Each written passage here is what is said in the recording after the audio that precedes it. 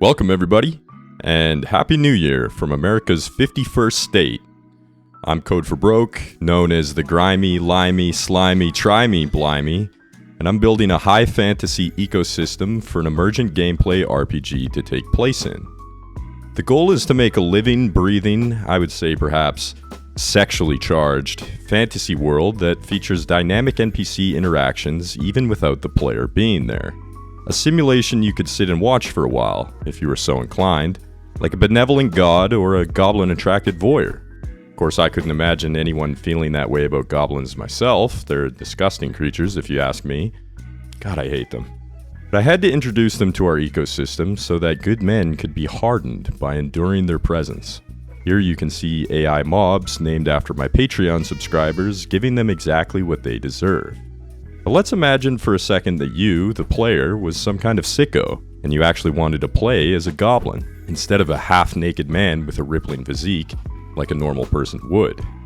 What hardships would you endure then, besides the f***ing smell?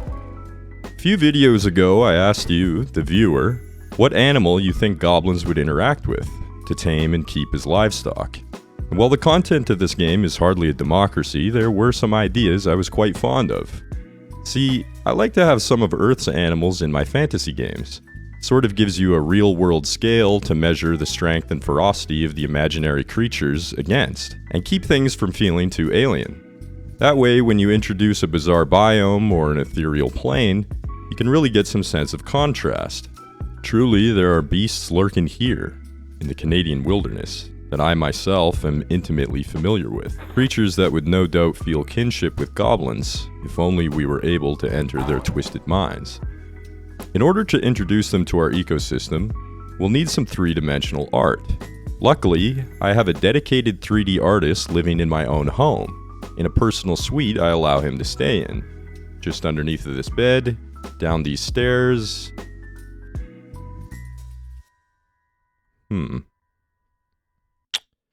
Well, he seems to have gone out somewhere without informing me, which is actually a breach of the oath he swore, but it just so happens I have significant experience tracking down missing volunteers, and as such I've developed a very particular set of skills. But in the meantime, there's plenty of work to be done to facilitate the missing art. You see, we've worked ourselves into a corner, not unlike our missing coworker, by up until this point using the Unity game engine's out-of-the-box solution for animating characters. Now Unity gets a lot of flack from me and people on the internet, but really it's a fine engine, except when you use it to solve problems. And like many of Unity's existing solutions, the animation system, in Abomination Under God, is designed to be visually appealing for children and the learning impaired, while simultaneously psychologically tormenting for gameplay programmers. Often, especially when working with sprite sheets, people will create a hybrid solution to this by calling animations with their own code, which helps to reduce repeatedly creating these demonic animation state trees, and lets the programmers deal with transitions instead of plain connect the dots with their quote, rich and sophisticated animation system. This is exactly what I was doing, but of course, to even partially use one of Unity's existing systems was starting to make my blood boil, since it imposed some ridiculous limitations in order to avoid repeating work all the time. For example, each animation will have an equivalent for every race of creature in order to reuse the same actions in the animator. They had to be the same length. This meant the hideous goblin and the beautiful man made in God's own image would essentially play exactly the same as each other, since not only were the animations the same length, but they also had to run at the same speed. This was all well and good when we were only dealing with two characters, but obviously to facilitate unique gameplay, something had to change. So I rewrote the whole f***ing stupid thing from scratch. Now, animations of any length will play correctly, without having to coordinate anything in the code with Unity's animator. This means adding new animations in the future takes all of about 30 seconds, since we don't have to generate any of the Unity-specific data. And with this precise control, we can do things like adjust the attack, walk, and run animation speed slightly to represent a change in the character's stats or weapon. A weapon made of a heavy material, like gold, could be swung more slowly, or a character with damaged legs can take slower steps. Of course, different weapon types or skill levels will still have their own animations, but these micro adjustments give us all kind of options when it comes to typical RPG mechanics. And there's that motherfucker.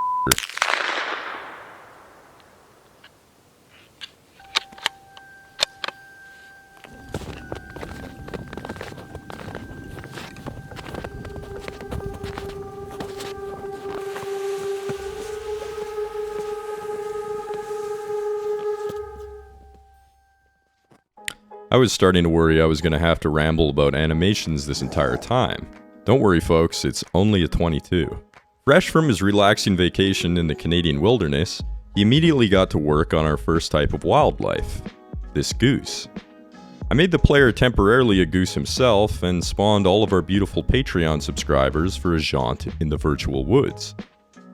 Now this is pretty cool, but these don't really look like Canadian geese. And maybe it's PTSD or faintness from blood loss, but I'm really thinking this guy could do better work a second time. Or a third time.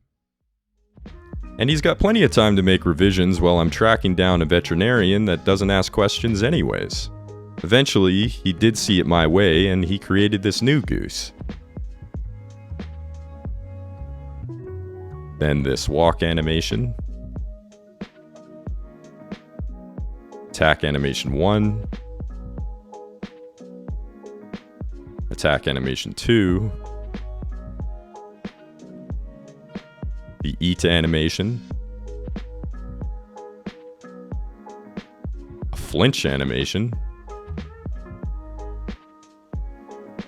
A run animation. I mean, no one's gonna tell you this guy's not a hard worker. He just needs to get his head on straight, you know? He even went above and beyond and made this limp animation I didn't even ask for, which hasn't even been programmed into the game. A true artist does make you feel like he's trying to speak to you through his work. I just don't know what he's trying to say, because he speaks Mandarin. Anyways, I again put the new art into the game and went for a stroll with my Patreon sweet boys. Ah, what up, Playboy? Let's see how they do in a fight against goblins.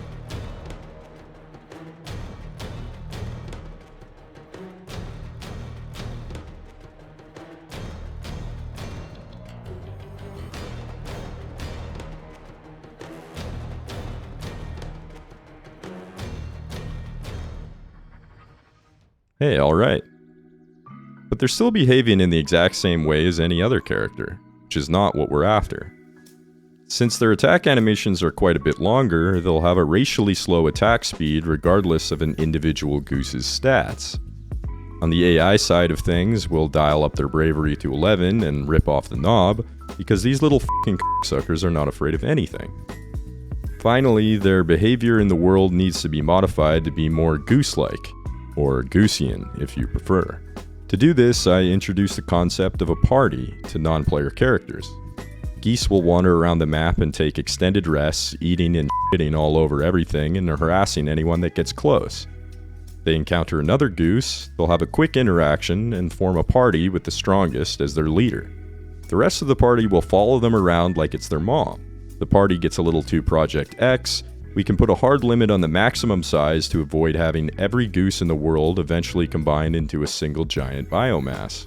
Maybe we'll see some modders take this limit out someday. We'll still have to figure out exactly how other characters can uniquely interface with these f***ers, but we've certainly added some life to the world for now. That is, if you consider something without a soul life. Anyways, I'm looking forward to this year. I'd really like to get the game into a stable and playable state, so expect there may be some slightly less exciting and more technical content in the near future as I get things like the chunk loading performing quickly. I'll also be looking into refining the combat to make it actually fun, and introducing the RPG mechanics for a sense of progression. Huge shout out to my Patreon subscribers, and fellas, it's 2025. I've been reborn. You guys kick ass, and we are so back. I don't gang bang or shoot out bang bang.